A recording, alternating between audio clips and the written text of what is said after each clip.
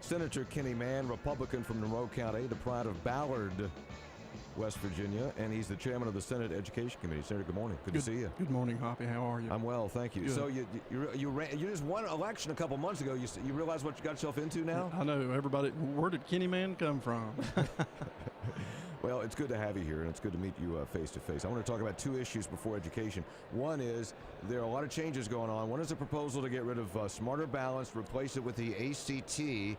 Are you for or against that? I know that's being considered in your committee. I think you sent it to subcommittee, so update us on that. Sure, and we actually had that on the agenda to vote yesterday and discuss, but we went ahead and took it back off because basically I wanted to make sure the wording is just right on this bill. My main focus, me personally, I would like to see the ACT as part of the test, just because it gives our students more skin in the game and a reason to want to take a test, because they're going to see that ACT test. And plus, you know, we've done town halls. Since I've been on the school board in Monroe County in the past, everybody's always said, you know, put a test out there that's going to be beneficial down the road, and I think that's one reason we'd like to see that. But Kenny, on the ACT, you say skin in the game, and that's vitally important, which they don't have it now in Smarter Balance, which we're obviously going to get rid of.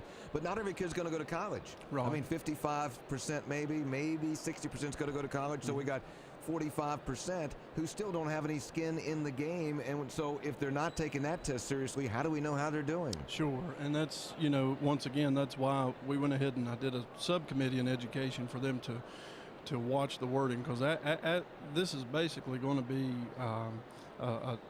whatever test goes in for assessment, that we're going to set parameters in some sort of way that would be the most beneficial to all students, and then whatever we set, then the state board can lead the way and put in the test that would be that to meet that challenge. But would you agree that we need, whatever testing we use, it needs to count for something for the students? Sure. Because you've seen the results that as you go up in higher in grade, the time on test goes down. So we don't really know how they're doing. Exactly, and you're right. You're exactly right. Not every student's going to go to college, and I see that. And especially, I'm a big advocate for our trade industry and our VOTAC. I really am, and we're going to be exploring options to make that better.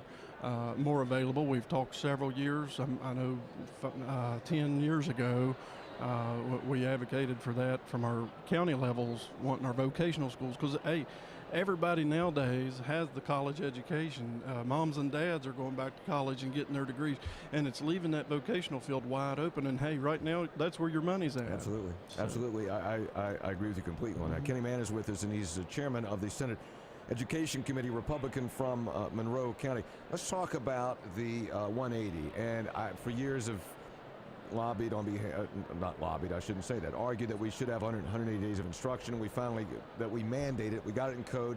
But now there is a tremendous pushback from a lot of educators who say, you know, now it really makes the calendar hard. And if you're forced to, the important point is the time that you spend in school. If you can do the minutes instead of days, we should go that route. What are you all looking at in committee? The biggest thing on the 180 days, you know, going back to the minutes, we're all about flexibility. And that's our main focus with that. You know, giving the control back to the local control of our school systems. You know, like I said, we listen. This is one thing that educators across our state and everything has been interested in and having. It just gives them the flexibility. From the outside looking in, I know it looks like, you know, your school teachers and everything, they've got it made. They've got, they don't. That's right. The summer's off and the holidays and the snow days come. It's a very hard job. It is very difficult. And when they're you know, nobody sees the part. You know, a lot of people don't see the part where, you know, if their contract's 8 to 4, Monday through Friday, nobody sees them coming in at 7 o'clock and leaving after 5 every day just to get things done. They didn't even get to go to the restroom. The planning period flew by. Grading test at night on the weekend. It's very difficult. So this is one thing. As a businessman, I've always been the kind of person, if I can't afford to pay you right now what you're worth, I'm going to back it up in appreciation. And I think this is something, one of my main goals, and I think our committee's goal,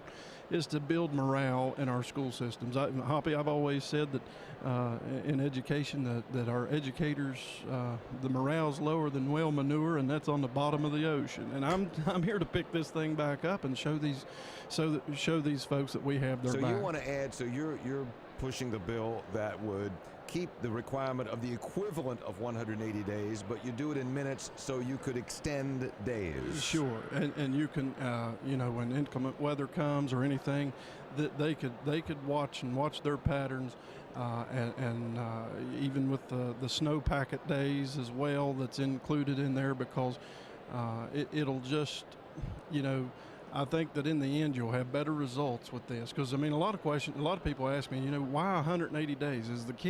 Is that what it takes to learn 180 actual days? And I want to make this flexible. I don't want this to be about a dollar bill or just a numbers game. I want it to be, use your time wisely. You know what needs to do, and plus at the same time we're listening to our educators out here on the front line, busting tail every day.